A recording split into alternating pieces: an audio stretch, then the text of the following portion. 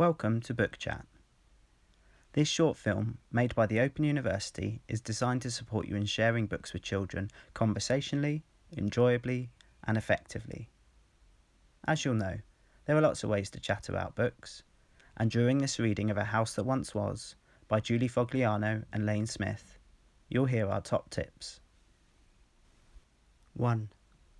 To involve your child, you'll probably chat before, during, and after the story.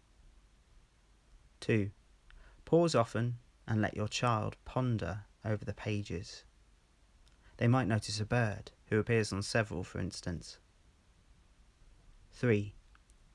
Do wonder aloud to trigger book chat. Phrases like "I wonder if" help as you explore and make connections to your lives. 4. Sharing how you feel as you read encourages your child to do the same. Perhaps they'll empathise with the kids in the story. Finally, remember to keep pleasure at the centre of the sharing. Book chat's fun. Hi, my name's Richard, and this is a book called A House That Once Was. And what I like about this front cover is that the house is surrounded by nature. Do you have a park or garden where you like to read? Let's explore the book together.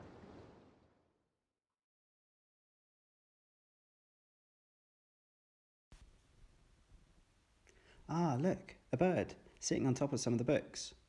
I wonder if he'll appear in the story. Keep your eye out for him as we read along.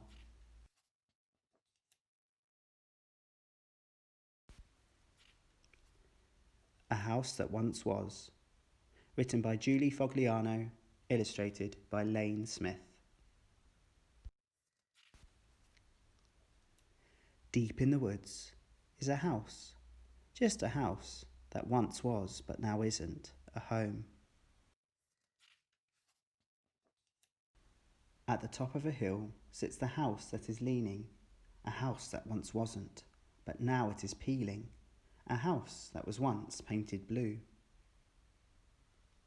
What's that you've noticed above the roof? The bluebird. He's busy flying. I think maybe he's flying back to his own home. What do you think? Tiptoe, creep, up the path that is hiding, a path that once welcomed, a path that is winding, a path that's now covered in weeds. Look at the young boy and girl staring intently down the garden path.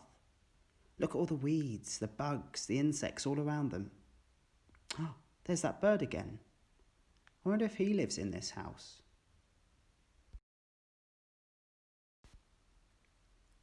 At the front of the house that is waiting, there's a door that's not really open, but barely. A door that is closed, but not quite. A door that is stuck between coming and going. A door that was once painted white. Look at the flakes of paint and the cracks in the door. Would you go into this house? Off to the side, there's a window that's watching. A window that once opened wide. A window that now has no window at all. A window that says, "Climb inside." There's that young girl helping the boy through. There's spider webs and cracked panes. Should they both be going in there? Inside the house, it is silent, but creaking. We're whispering mostly, but not really speaking. We whisper, though no one would mind if we didn't. The someone who once was is someone who isn't. The someone who once was is gone. Look at what they've left behind.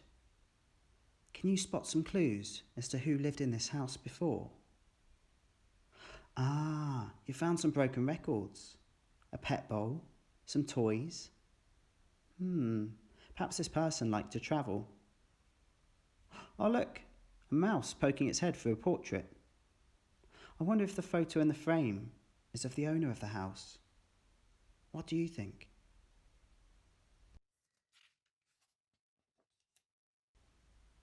Who was this someone who ate beans for dinner, who sat by this fire, who looked in this mirror? Who was this someone whose books have been waiting, whose bed is still made, whose pictures are fading? They're discovering bits about this person's house, aren't they? Do you think they'll find any more clues? Who was this someone who walked down this hallway, who cooked in this kitchen, who napped in this chair? Who was this someone who left without packing? Someone who's gone, but is still everywhere. Look at all the ingredients they've left. Oh, some mustard. I love a bit of mustard on a sandwich with some ham and cheese. Do you? I wonder what that girl's looking at. Was it a man with a big beard and glasses who'd look out the window and dream of the sea? Or a woman who painted all day in the garden, portraits of squirrels while sipping iced tea? Do you remember when we went to a garden like that? Oh, it looked like the perfect place to paint, so calm and relaxing. Was there a cat who would sleep by the fire, or a girl who would twirl to her records and sing? A boy who built planes and dreamt nightly of flying? A baby, a cowboy, a queen or a king? Why did they leave here, and where were they going? Did they run off and not say goodbye? Were they shipwrecked and now live on an island, wearing coconut clothes with a pineapple tie? Or maybe they took off and headed to Paris, where they paint by the river and eat lots of cheese. What if they're lost and they're wandering lonely? Maybe they can't find their set of house keys.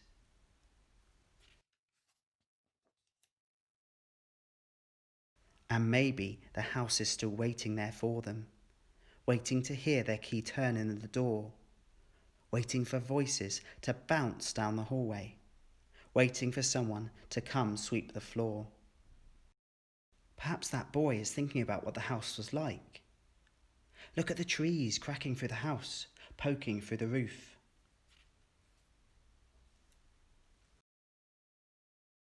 Or maybe it loves to just sit and remember stories of someone who we'll never know.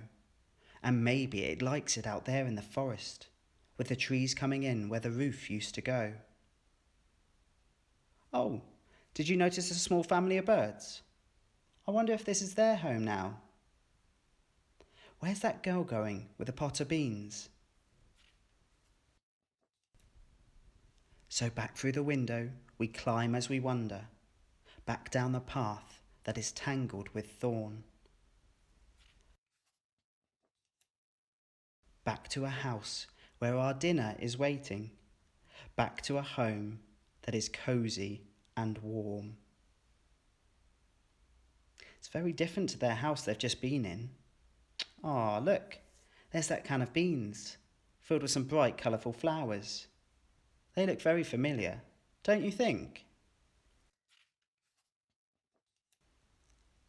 Deep in the woods is a house, just a house that once was, but now isn't, a home. Ah, look at the bird and its family. I wonder if the house that once was is a home again for them. I hope so.